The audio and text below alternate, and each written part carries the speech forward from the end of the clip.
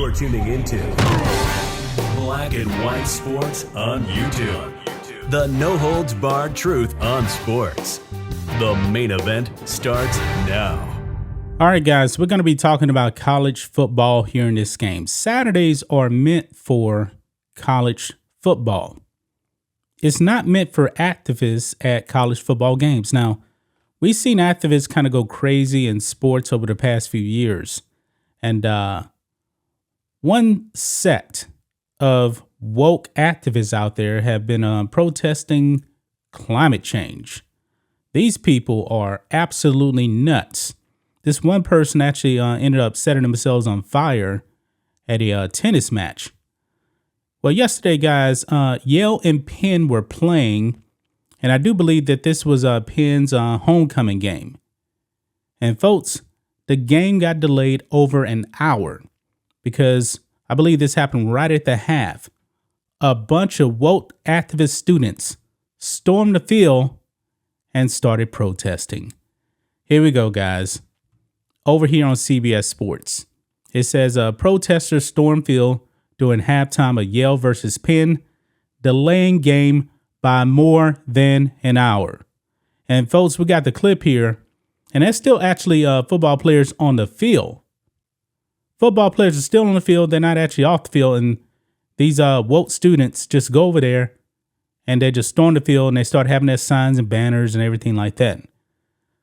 Let's read it, guys. It says Penn's homecoming game against Yale experienced a lengthy delay at halftime on Saturday when protesters stormed the field at the end of the first half, with many remaining on the field for more than an hour. Crazy.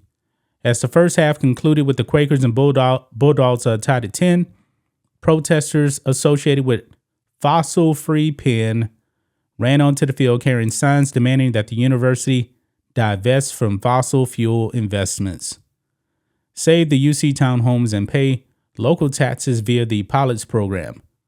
Some protesters in the stands also unfurled banners hanging from the upper deck of the stadium. Prior to interrupting the game, protesters handed out flyers to fans in attendance demanding that Penn become a force for, quote, climate and community justice. The group also noted that it only wished to delay the game, not cancel it. Well, you did a good job of delaying it. I mean, this was like over an hour, folks. I'm going to check out this clip here.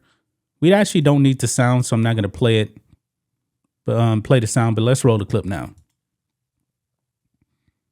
So you see there, all of these wokesters running onto the field here, completely nuts. And the football players, as you can see, are still on the field. They're still on the field right there. And now they got their signs right there. And what did it say here? One of them says divest. The other one, pay pilot. It's backwards, so I really can't read it right there. These people are nuts. Nuts. I believe it was something like 60 people, if I'm not mistaken.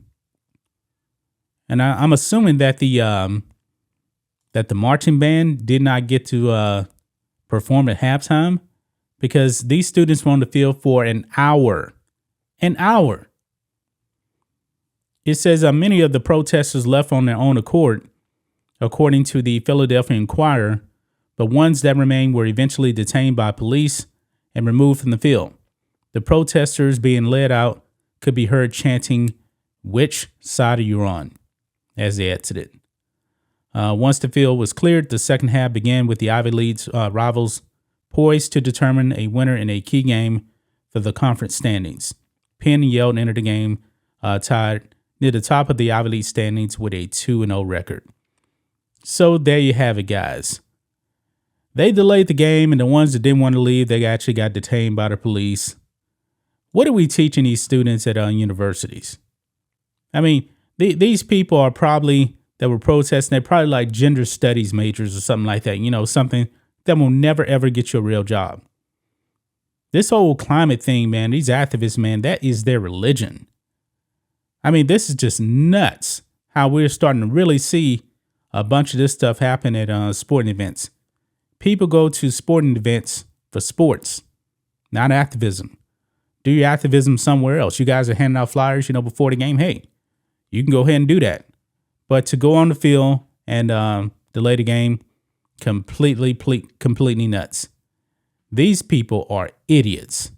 That's just my thoughts on this. What do you guys think of this? Black and white sports fans, let us know what you think about all this in the comments. Make sure to subscribe to the channel, and we'll catch you next time. Thanks for watching the show. Be sure to like, comment, and subscribe.